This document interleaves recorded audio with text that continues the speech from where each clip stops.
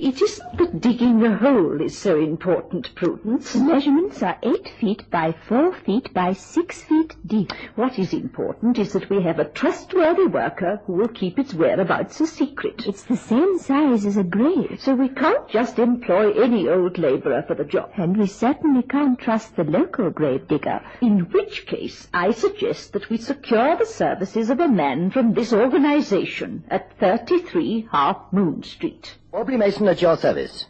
At Assignments Unlimited, we do anything, anywhere, at any time. 33 Half Moon Street.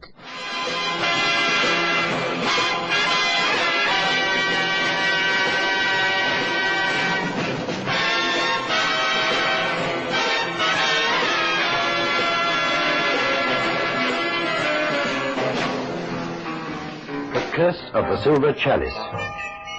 The assignation was made by phone for an address in Stepney, my voice that I took to be that of a middle-aged spinster. Don't ask me why, it just sounded that way. A request for a man in good physical shape who could be relied upon to keep his mouth shut. Having made it clear that we would accept no work of an unlawful nature, and having been assured that this task was quite above board, I summoned Crashed Carson into the office, briefed him, and dispatched him to Stepney. I'd been more perspicacious than I thought. 18 Amalia Street, Stepney, was the home of 2 middle-aged spinsters, the Edwards sisters, Amy and Prudence. Over tea and tennis biscuits, they explained to Carson exactly what they wanted. You must dig a hole in our back garden, Mr. Carson. More tea? It's a rather big hole, 8 feet by 4 feet by 6 feet deep. You had 2 sugars before, didn't you? I suppose it could be 3 feet wide. Oh, then it wouldn't be the same size as a grave. It doesn't have to be the same size, does it? No, I suppose not. Why do they have graves 4 feet wide, Mr. Carson? Search me, ma'am. Maybe 3 feet is a yard and 4 feet is a graveyard. Oh, I see. That was meant to be a joke, Prudence. Was it? Oh, I'm terribly sorry. My sense of humor is appalling. Another tennis biscuit, Mr. Carson? Not right now, Miss Edwards. Tell me something. What do you want this hole dug for? Because we can't do it ourselves. That's not what Mr. Carson means, Prudence. I hinted at great secrecy when I spoke to Mr. Mason, and he assured me that you are his most reliable worker. Yeah, good for him.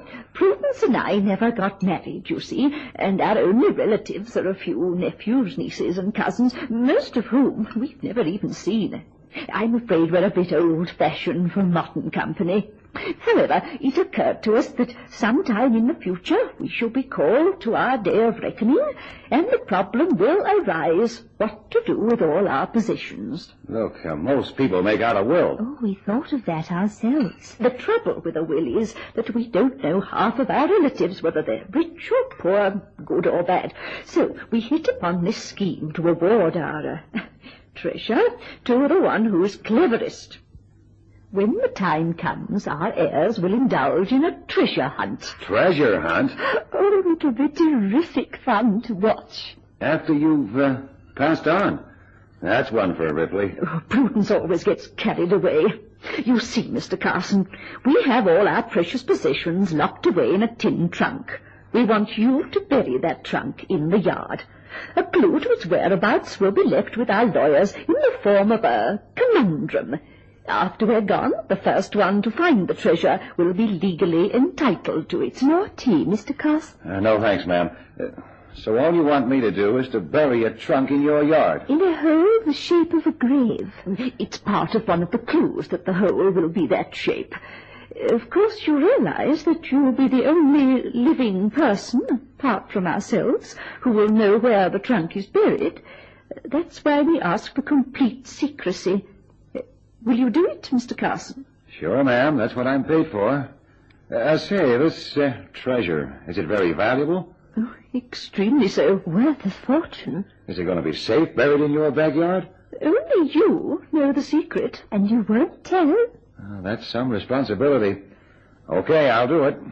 But now I know what the gravedigger felt like who buried Ptolemy in his Egyptian sarcophagus. I don't think you'll ever know that, Mr. Carson. How come?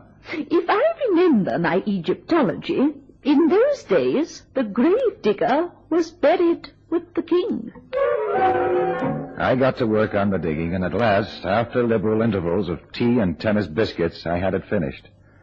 Aubrey Mason had made the fee high, but that didn't seem to bother those two pixelated old ladies. They paid by check, and I returned to my apartment in Shaftesbury Avenue.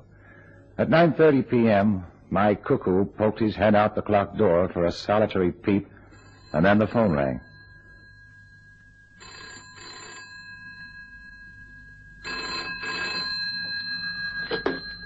Crash Carson. Good evening, Mr. Carson. Sorry to ring you at this late hour, but I had an urgent request to get hold of you from Amy and Prudence Edwards. You did a job for them today. Yeah, that's right. What can I do for you? Their telephone isn't working for some reason, and they want to contact you urgently. I was passing by their home, and they asked me if I'd give you a ring. What's it all about? I haven't any idea, but I suppose it must be the hole you dug for them. Can you run over there this evening? They seemed most anxious. In that case, I'd better get over there, hadn't I? They'll be very grateful. Goodbye. Hey, just a minute. Who are... Yeah, hung up. Now, what do you suppose they want at this time of night? Okay, I'd better go.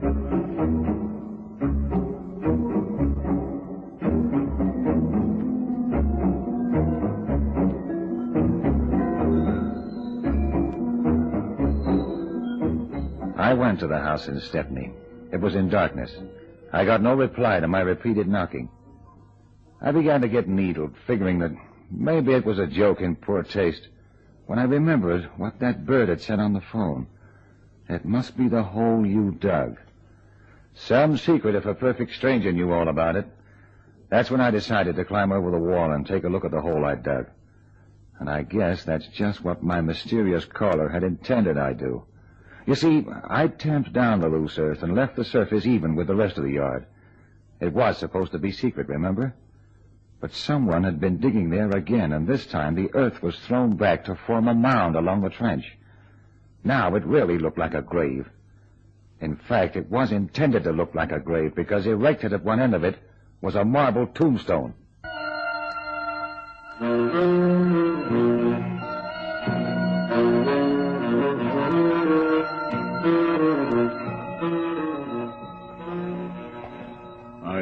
I'll have a search warrant along here any time now, Carson. If my men do find anything in that hole, we'll break into the house. I might have got you out on a wild goose chase, Inspector.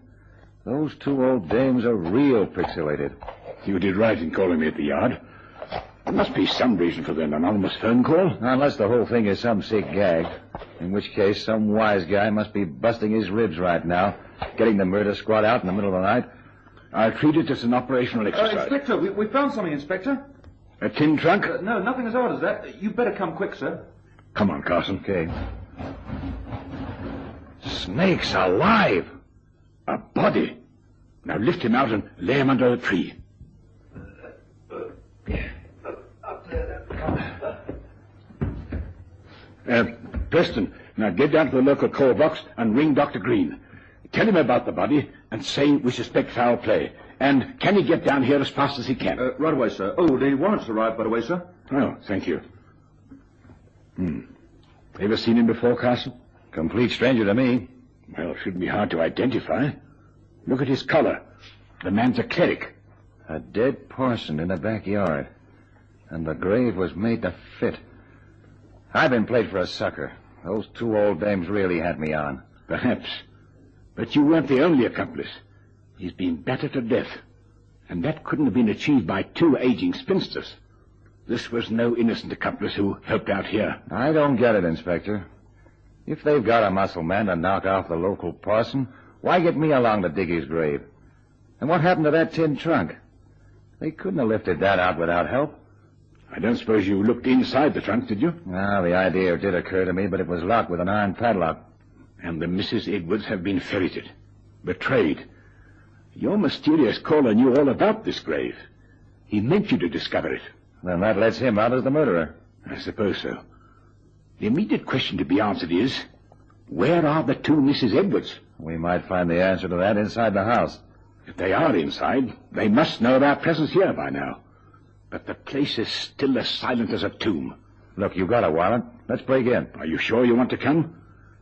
If they are in there, and they're guilty, they might not bother to stop at one murder. Inspector, we've been friends for a long time. Wild horses couldn't keep me away from that house. Believe me, if anyone feels like committing murder at this moment, it's me. Armed with his search warrant, Inspector Bottomley snapped the lock on the kitchen door and went inside with Carson. It was an old, ramshackle house of 4 rooms up and 4 down. But not one of the rooms was fitted out as a bedroom, and there was no sign of the Edwards sisters. The 2 men had given up hope when Carson spotted a small door leading off from a bookcase in what went for a study on the ground floor.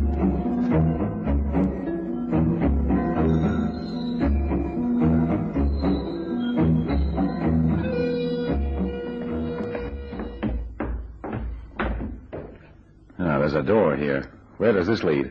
Is it open? Yeah. Hey, steps leading down to a cellar. Come on.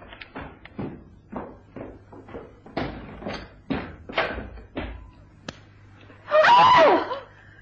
It's them. What are you doing here? Mr. Carson. How dare you break into our bedroom? He's come to rob us with that other man. That other man is Inspector Bottomley of the murder squad, New Scotland Yard. Murder squad? Don't believe him, Amy. I have my card, ma'am, and I must ask you to answer a few questions. What on earth is all this about? We've just dug up a corpse in your backyard. Now, let me handle this, Carson. Would you ladies mind telling me why you choose a cellar for your bedroom when you have a whole house to yourselves? We've always slept in the cellar. We feel safer this way. We come down here at 8 o'clock every night and never receive visitors after dark. How did you get into the house? We broke in. It's all right. I have a warrant and will make good any damage. Didn't you hear me knocking on your door around 10:30? We can hear nothing down here. We never answer the door to anyone after 8 o'clock. Okay, that explains why you didn't hear us in the garden. How about the telephone? Oh, there's an extension here, as you see. We always answer the telephone. It might be an emergency. Didn't your caller say their telephone was out of order? Yeah, that's right, he did. A man telephoned me at my apartment, ma'am. He said your phone was out of order, so he was asking me on your behalf to come over urgently. Did you ask a man to do that? Certainly not. And there's nothing wrong with our phone. It's dead. I wanted to phone the yard to tell them I've executed my warrant. Preston is checking the line. Now, I'm afraid that for once you ladies will have to break your routine. If you'll get dressed, please, and come upstairs. Amy, do as they say, Prudence. Will you gentlemen please leave our bedroom? Certainly. Sir, excuse me, sir. Another one. I've a whole squad of men in the garden. The murder squad, Prudence. What is it, Preston? The telephone wire was cut in the kitchen, sir. I've joined it back. Cut? Dr. Green is here, sir. He's examining the body now. Oh, and the print boys are going over the house. Tell them to go over that tombstone as well, will you? Right away, sir. Tombstone, yeah? I'll see you ladies upstairs when you're dressed. Let's go, Carson. Okay.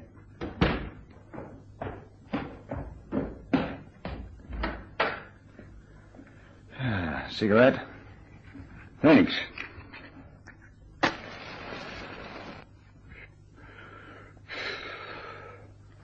Well?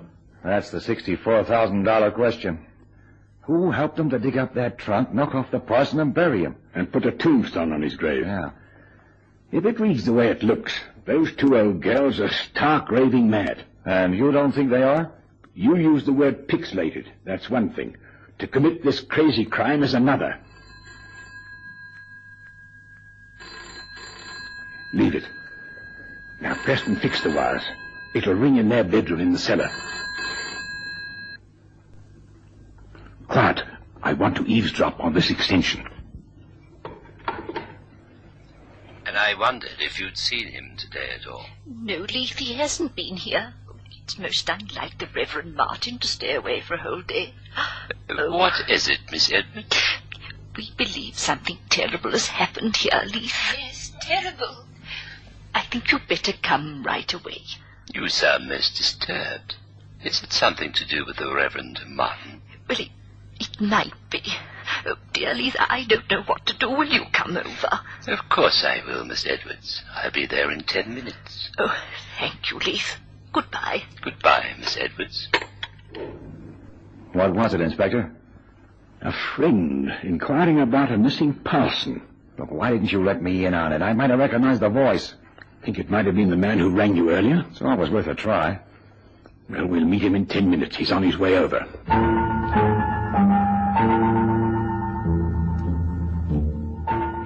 We're ready now, Inspector. Properly dressed. Someone telephoned from the church. The verger. I asked him to come over. Do you mind? He's a very pleasant man. No, I don't mind. Now, ladies, I have an unpleasant task for you to perform. Have you ever seen a dead person? Of course, many times. We've been connected with church work all our lives. The sick and the departed. We found a man in the garden. A parson. He's dead. The Reverend Martin? I don't know. You see, I've never met the gentleman. That's what I want you to do. Identify him. Do you feel up to it? Yes. Where is he? This way. Oh. Is this the Reverend Martin? Yes. What was it, Inspector? A motor car accident? Look over there. The hole for the chest. The grave. Yes, Miss Edwards. That's what it turned out to be, a grave. We found the Reverend Martin buried there. But that's impossible. Mr. Carson here buried a tin trunk for us in that hole only today. That's right, I did. But somebody dug it up again and put the Reverend there in its place. Any idea who might do a thing like that? No. Oh, no. Dear Reverend. You went to a great deal of trouble to maintain secrecy over this operation. You said yourself that apart from you two, I was the only one who knew that trunk was buried there. Now, I didn't dig it up. And if I didn't, who did? I don't know, Mr. Carson. I don't know. Tell me the truth. What was in that trunk? I can answer that, sir. Good evening. My name is Leith. I'm the verger of the local church. Leith. Oh, Leith, something terrible has happened to the Reverend Martin. I saw that when I came in. Are you police officers? I am. Inspector Bottomley, Scotland Yard. This is Mr. Crash Carson. So you're the gentleman who phoned a short while ago? Yes. And you know something of the tin trunk that was buried here? I know their guilty secret, if that's what you want to know. Leith, how can you? All right, I'm waiting, Mr. Leith. Last year, the Reverend Martin acquired a silver chalice from Southbys. He got it cheap because it has an unfortunate history. It's said to be cursed. It is. It is. And the poor Reverend Martin's the proof that it's cursed. Please go on, Mr. Leith. Nobody knows its complete history, but it was filled with lead at some time in the distant past to make it more difficult to steal. But the Mrs. Edwards contrived to steal it anyway. For the good of everyone, it was cursed. So it's true. You did steal it. Yes, it's true. The reason nobody knew its complete history is because the palimpsest that came with it was stolen. That's one piece of writing over another on a piece of parchment. If I might explain... Of course. In olden times, the monks would take a faded page of parchment and write new words over the old. An economy when parchment was scarce. This chalice had such a parchment palimpsest, and it was believed that underneath the top writing was the true history of the chalice. With modern chemicals, it would be easy to find out what was written underneath. But the parchment was stolen. And after the parchment, the chalice? Yes. Inspector, could I have a word with you in private? Of course, Carson. Would you all please go into the house, and I'll be with you in a few moments. If you'll stay in the lounge, please. Yes, of course, Inspector. Now, what is it, Carson? Powerful-looking guy, that Leith. What of it? Oh, nothing. Look, could I borrow Preston for a couple of minutes? If you wish. What do you want him to do? I want him to make a phone call from the local telephone booth. Where to? Right here, Inspector. Right here.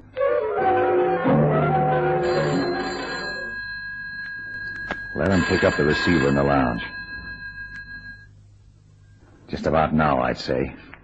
So the reason I'm phoning is because I just wanted to ask you a few questions. I'm afraid I can't speak to the press. Oh, but sir, The police are here, and I'd have to ask them first. Perhaps I can... The same man who rang your apartment. Yeah, the same man. The verger, Mr. Leith.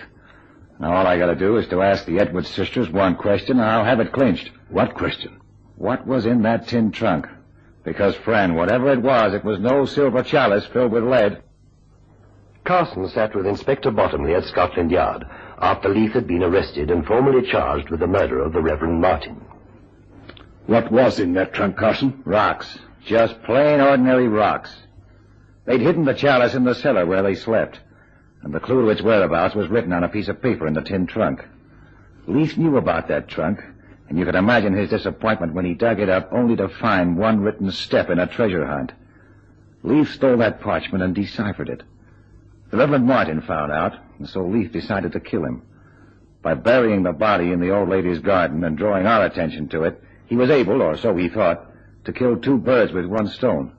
Put the blame of the murder fair and square on the old ladies, and leave the house empty for him to steal the chalice. It all adds up. But why go to all the trouble for a cheap silver chalice with a curse on it? Now the game's up, Leaf will tell you himself. He found out from the parchment that years ago the chalice had been filled with precious stones worth $500,000, and only then was the lead poured over to conceal them. $500,000? Oh, there'll be a big reward on that, Carson. Not for me, Inspector. I wouldn't accept anything from that chalice. Not even from my mother-in-law.